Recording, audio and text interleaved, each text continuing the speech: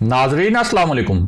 Inside news के नए programme के साथ मैं हूं इब्राहिम राजा और आज हम बात करेंगे कि क्या ताकतवर हलकों ने मरियम नवाज को कोई ख़ास और अहम पैगाम पहुंचाया है। मरियम नवाज ने इस हवाले से क्या बड़ा और हैरानकुन दावा किया है। इससे पहले शहबाज शरीफ ने पसे पर्दा किस को क्या दो पैगामात पहुंचाए थे। शाहिद खाकान अब्बासी किस से राब्ते में थे, वो अब किस नौयत की राब्ताकारी करने वाले हैं और मियां नवाज शरीफ ने इस पूरी सूरत हाल में कौन सा आखिरी सियासी कार्ड अपने सीने से लगा रखा है। अगर आप इन खबरों की तफसील जानना चाहते हैं और आने वाले दिनों में भी अहम मामलात से आगाह रहना चाहते हैं तो हमारे चैनल को सब्सक्राइब कीजिए। और अब बात करते हैं आज के मौजू पर, यानी क्या ताकतवर हलकों ने मरियम नवाज को कोई अहम पैगाम पहुंचा दिया है और पसे पर्दा राब्ताकारी का मामला क्या है। आपको इस इशू से जुड़े 3 वाकयात और उनकी हैरानकुन तफसीलात बताते हैं ताकि आप इस पूरे मामले को अच्छी तरह और आसानी से समझ सकें। तो सबसे पहले आपको आगाह करें कि मौलाना फजलुर रहमान ने मरियम नवाज को एक अहम नौयत का पैगाम पहुंचाया था। इस पैगाम से पहले मौलाना फजलुर रहमान ने मियां नवाज शरीफ से राब्ता किया था। इस राब्ते में मौलाना फजलुर रहमान ने मियां नवाज शरीफ से कहा था कि पीडीएम को मुश्तरका तौर पर आसिफ अली जरदारी का मुहासबा करना चाहिए। उनका मौक़िफ़ था कि आसिफ अली जरदारी ने वक्ती रियायत के लिए पीडीएम की पूरी तहरीक का जोर तोड़ दिया है। इसके बाद मौलाना फजलुर रहमान ने मियां नवाज शरीफ से मुतालबा किया कि मरियम नवाज को भी बेनज़ीर भुट्टो शहीद की बरसी में शिरकत से रोका जाए ताकि पीपल्स पार्टी को एक सख्त नौयत का पैगाम दिया जा सके। ज़राए के मुताबिक मियां नवाज शरीफ ने भी आसिफ अली जरदारी से सख्त नाराज़गी का इजहार किया, लेकिन उनका मौक़िफ़ था कि अगर मरियम नवाज भी बेनज़ीर भुट्टो की बरसी में ना गईं तो फिर ये बात मुकम्मल तौर पर वाज़ेह हो जाएगी कि पीडीएम में इख्तलाफात पैदा हो चुके हैं। नवाज शरीफ ने मौलाना फजलुर रहमान को यकीन दहानी करवाई कि वो पीडीएम के सरबराही इजलास में मौलाना के साथ मिलकर आसिफ अली जरदारी से सख्त सवालात पूछेंगे और उनका मुहासबा किया जाएगा। और अब वापस आते हैं इस मामले पर कि क्या ताकतवर हलकों ने मरियम नवाज को कोई ख़ास पैगाम भेजा है और साथ ही आपको नून लीग की मुबैना खुफिया राब्ताकारी से भी आगाह करते हैं। तो मामला यह है कि नून लीग की एक मरकजी शख्सियत और इस्टेब्लिशमेंट के दरमियान हाल ही में अहम नौयत के राब्ते हुए हैं। ये राब्ते एक ऐसे वक्त में हुए जब मियां Nawaz Sharif army chief general Qamar Javed Bajwa और DGISI जनरल फैज हमीद के नाम लेकर उन पर संगीन नौयत के इल्ज़ामात आयद कर रहे थे। नून लीग की ये मरकजी शख्सियत इदारों के दरमियान कौमी सतह के मज़ाकरात की हामी है। दूसरी जानिब शहबाज शरीफ ने भी पसे पर्दा 2 अहम नौयत के पैगामात इस्टेब्लिशमेंट को पहुंचाए हैं। ताकतवर हलकों के साथ पसे पर्दा राब्ताकारी शहबाज शरीफ का खास हुनर है और वो हमेशा पिछले दरवाजे से इक़्तिदार में आने पर यकीन रखते हैं। उनका मानना है कि इस्टेब्लिशमेंट के साथ महाज आराई करके हुकूमत में आना और फिर हुकूमत को चलाना नामुमकिन है। वो मरियम नवाज की जारहाना पॉलिसियों से भी नाला रहे, लेकिन अपना गुस्सा कभी मरियम नवाज पर तो नहीं निकाल सके, लेकिन हमेशा मरियम नवाज के सियासी उस्ताद पर बरहम रहे। मरियम नवाज के اس سیاسی استاد پر شہباز شریف نے نون لیگ کے کئی اجلاسوں میں کھل کر تنقید کی۔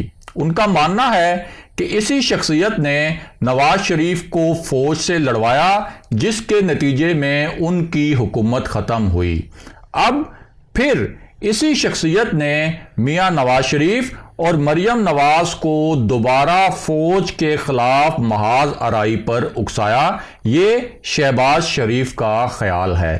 اس شخصیت کا نام پرویز رشید ہے، جو ہر جلسے اور ہر ریلی میں مریم نواز کے ساتھ نظر آتے ہیں۔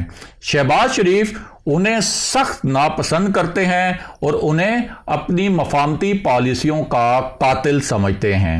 شہباز شریف کی پرویز رشید پر برہمی کے باوجود میاں نواز شریف اور مریم نواز انہیں اپنا قریبی اور انتہائی مخلص ساتھی سمجھتے ہیں۔ بہرحال واپس آتے ہیں مریم نواز کے ساتھ رابطوں اور ان کے دعووں کے معاملے پر، اور ساتھ ہی آپ کو مختصراً یہ بھی بتاتے ہیں کہ مولانا فضل الرحمان کے خلاف کیا نئی بغاوت تیار ہو گئی ہے یا کیا نئی بغاوت تیار کروا دی گئی ہے۔ تو معاملہ یہ ہے کہ مولانا فضل الرحمان نے تو اپنی طرف سے JUI کے 4 مرکزی رہنماؤں کو پارٹی سے نکال دیا، لیکن اب اس معاملے میں ایک نیا اور ڈرامائی موڑ آیا ہے۔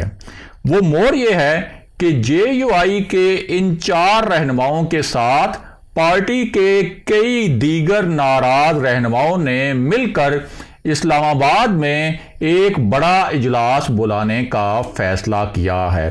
انہوں نے یہ دعویٰ بھی کیا کہ JUI کے ناراض رہنماؤں کو جو ان کا اجلاس اسلام آباد میں بلایا گیا ہے، اس اجلاس میں مولانا فضل الرحمان کو JUI سے نکالنے کا فیصلہ بھی ہو سکتا ہے۔